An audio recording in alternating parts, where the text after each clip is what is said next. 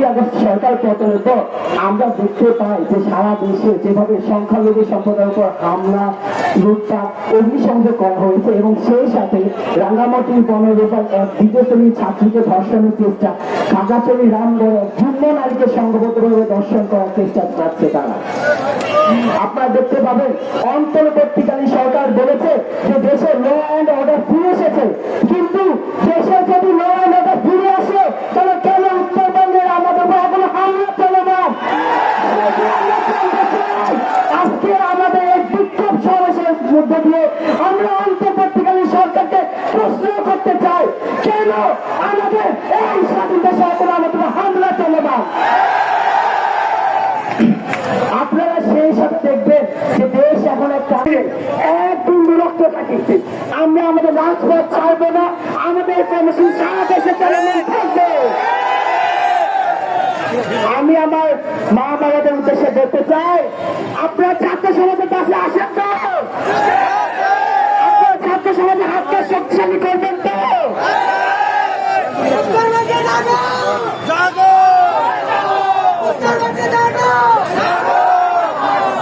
আমি আরো বলতে চাই, এই যে মা বাবারা আপনারা ভয় পাবেন না, দেশের সমস্ত ছাত্র সমাজ আপনাদের পাশে আছে।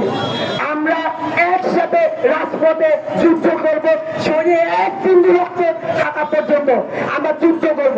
আপনারা ভারতে যাবেন না, ভারতে যাওয়ার কোনো সমাধান না। আমরা যতক্ষণ পর্যন্ত ছাত্র সমাজ আছি আমরা থাকবো, আমাদের পাশে থাকবো। যখন আমাদের রাত করবে, আমাদের আর কণ্ঠ বলার মতো কেউ থাকবে না, তখন আপনি আমাদের রাতের উপর দিয়ে ভারতে চলে যাবেন। যতক্ষণ পর্যন্ত আমাদের ছাত্র সমাজের বুকে এক ফোঁটা রক্ত বিদ্যমান, আপনারা এই কাজ করবেন না। আপনার দাবি আদায় করে ছাড়বেন। সেই সাথে অন্তর্বর্তীকালীন সরকারকে বলতে চাই, আমাদের 8 দফা দাবির আপডেটটা কি? ওনারা আমাদের 8 দফা দাবি নিয়ে এখন কিছু করে নাই। ওনারা দেখতেছে সারা দেশে আমাদের হামলা, লুটপাট, কন্ডিশন চলতেছে, তবুও চুপ। কেন চুপ? কিসের ভিত্তিতে চুপ জানতে চায়? সর্বোপরি আমার সংখ্যালঘু মা বাবা ভাই বোনদেরকে বলতে চাই, আপনারা প্রতিরোধ করেছেন। দেশ ছাড়া কোনো সমাধান না, দেশ ছাড়া একটি কাপুরুষতার লক্ষণ। আপনারা কি কাপুরুষ? আপনারা ঘরে ঘরে কুরুক্ষেত্রের হাতিয়ার গড়ে তুলুন।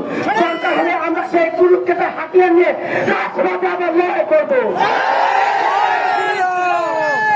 সুতরাং আমার মা বাবাদের বলতে চাই, আপনার বুকের ভেতর সাহস রাখুন, শক্তি সঞ্চয় করুন, কুরুক্ষেত্রের হাতিয়ার গড়ে তুলুন।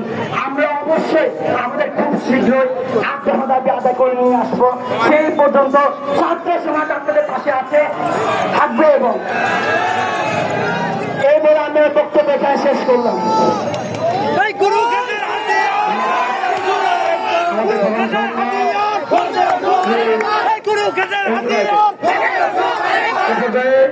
আপনাদের সামনে বক্তব্য নিয়ে আসছেন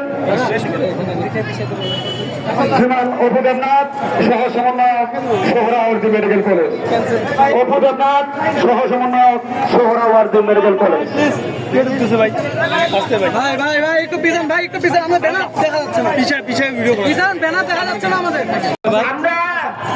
যারা এখানে এসেছি, আমরা আপনাদের সন্তানের মতো, আমরা আপনাদের সন্তান। আমরা এক একজন মেডিকেল কলেজ, ভার্সিটি, বিভিন্ন বিশ্ববিদ্যালয়ের স্টুডেন্ট। আমাদের এই আন্দোলনের পিছনে আমাদের নিজস্ব কোনো চাটিকরতা নাই। আমরা এখানে এসেছি আমাদের নিজের জ্বালা থেকে। আমার ঠাকুরগাঁও শহরে যখন